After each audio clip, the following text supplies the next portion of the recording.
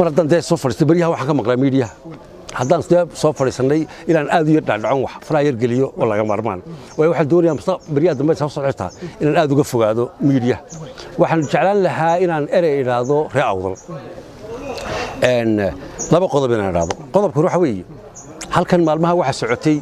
waan galaynaa iyo geli mayno waxaan rabaa inaan halkaa yar iftiimiyo niman yahow garoonkaa ku ciyaaraysaan kubadda noocaasa ee doorashaan gelaynaa iyo ma gelaynaa bira male gool laga dhaliyo garoonkaasi waa bilaa gool garoonkaasi waa bilaa daawadayaal garoonkaasi waa bilaa siidhiwale bigoos lamaba kala badinay waxaan loo kala badinay dalkaba doorasho kama dhacayso waa aragtidaydu shakhsiyan qof ahaan anigu waxaan qabaa Somaliland doorasho dambe oo muuse dabadii la qabanayo oo dad loo kala tirinayo hebel baa badi la oranayo aan xaqeega ma jirto rag badan baa wax dorasa maxaad ku sababeynaysaa qaabka xukuumaddan wuxuu wato maalmihii hore 6 bilood markuu madaxweynaha xilka hayay Muuse Biixi Cabdi madaxweynaha qaranku ayaa runtii anigu aan ka hadlay arrinka sidoo wuxuu dhisay dawladdiisa sidoo wado qaabkan hadii shir doorashooyinka waxba looga hadlayo waxaan qabaa anigu adeer 6 bilood markuu joogana waa sheegay dadkoo dhanna waxay saadaalinayeen sugayeen war muddo la siiyo laakiin waa iska sii hordhacay weli halkii baan taaganay waxaan qabaa يعني marka macaarad fogna ku daray laakiin waxa ku daray maaye laakiin waxa taageer uu doorshay inaanu madaxweynaha isqabanin therefore ree awdal waxaan leeyahay war hay ku dawaqina waxaan dalkaba ka jirin bilaash ma soo jiidanaysan laakiin adeer mid baan ku dari lahayo adoo iga raali ah reer awdal waxaan ka rabaa taasi waa mid waan u sheegaya number 2 waxaan doonayaa inaan sheego waxa ka rabaa adeer afar qodob in ay kala saaraan afar eray yaa iskaga qaltami kow reerkan dariska Isaaq reerkan ballaaran ee Isaaqin dariska nahay iyo madaxweynaha kaliya Muuse Biixi Cabdi yaana iskaga keenlaaqmin waa kow waa laba qodob labada qodob kale waxa weeye dalkan Somaliland waa dalka iyo dawladda yar ee Somaliland ka dhaxlisanay yaana iskaga keenlaaqmin haddaan inta kala hadal yeer rabo la cadeeyo haddaynu inta kala cadeyno waxaynu kala haraynaa hebelo markaynu waxba jira waxba dhiman leeyahay soo booda oo ina yiraahdo annaga idinka badan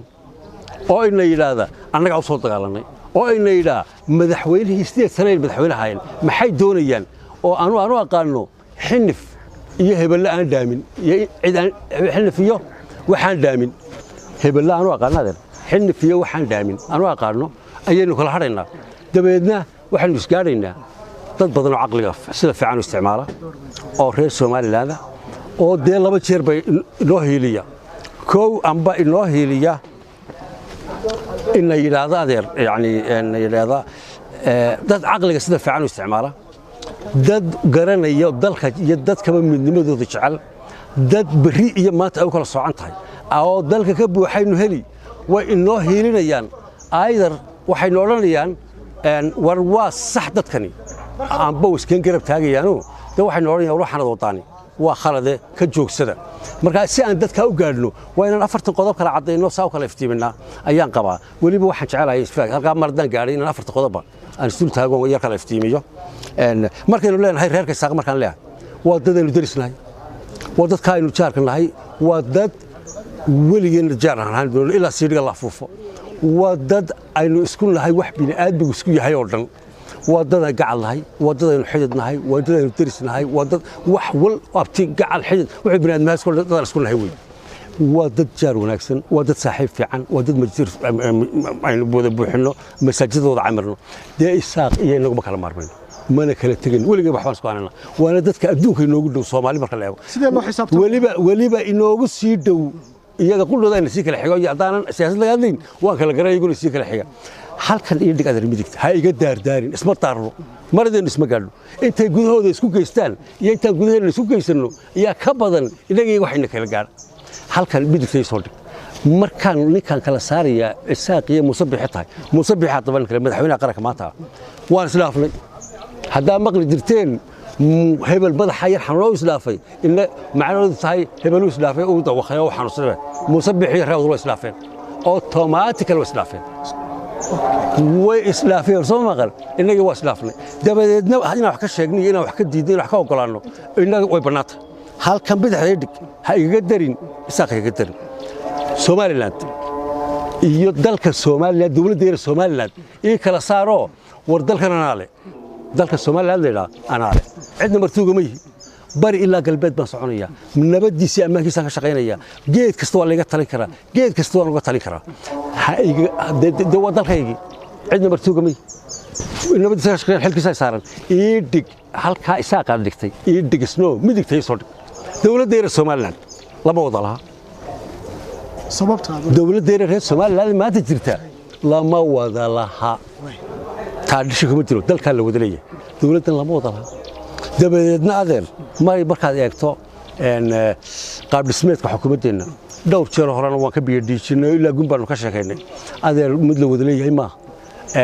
weliba markaan halkaa hoos uga sii dhaadhiceysa aan biyadhiijintaa ku noqdo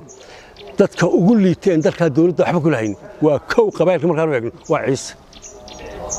hal qof oo maanta qof yaroo dhakhtar tegey oo Hargeysa jooga lagu martigeliyo ma jiro reerkii warsangeli ee dadka dhaqanka fog lahaa ilbaxa ahaa garaadada lahaa ma jiraan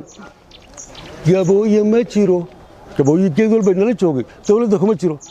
dawladda adeer waxa ka maqan reero badan oo magacooda aan laba soo qaadin oo dalka degan dawladdan waxa jooga oo shinni ay tahay iyaguna reerahii dhulbaante iyo agada bursigu teel shinni bay u joogaan adeer dawladda noocaasa la dooniyo doorashada daran laga galo yaan lagu dawaqin 10 iyo 5 iyo 10 xildhibaan iyo 20 xildhibaan iyo war dawladnimada ha la wada yeesho dawladnimada hadii la wada yeesho adeer doorashada si simple loo gali raawda 6 xildhibaan bay ku galayaan 10 baa ku galayna 20 baa ku galayna laakiin dawladnimada ha la wada yeesho dawladnimadu doorasho ma baahna qalinka musabbix bay ku xidhantay musabbix baa hayo maanta cadaaladda qaranka ma ha baarlamaanka iyo doorashada la galaya ma madaxweynuhu ha u gar qaado qalinkiisa iyo isagoo isku qaadaan marka taa xaqeedii cadaaladda la helo dalka doorasho way ka dhici kartaa waan gali karnaa laakiin inta musabbix cadaalad darro qalinkiisa ku sameeyo waa yaani ummadda sax xagatii haya yaacadiya doorasho gasho macnaha sameeysan garan maayo macnaha doorasho waa la gali dalka u baahan dadka u baahan lama qabanayo madaxweyne biixi ma qabanayo saasaan u qabaa war ra'yigayga waxaan leeyahay adeer oo ku celcelinayaa madaxweyne adiga iyo qalinkaagu isku cadaalad sameeya kursigaaga iyo adiga isku cadaalad sameeya intii naas doorasho wada gala doorashada qalinkaaga iyo adiga iyo kursigaagu gala qalinkaad cuma haysa siita waad maasantiin adeer aad iyo aad baad maasantiin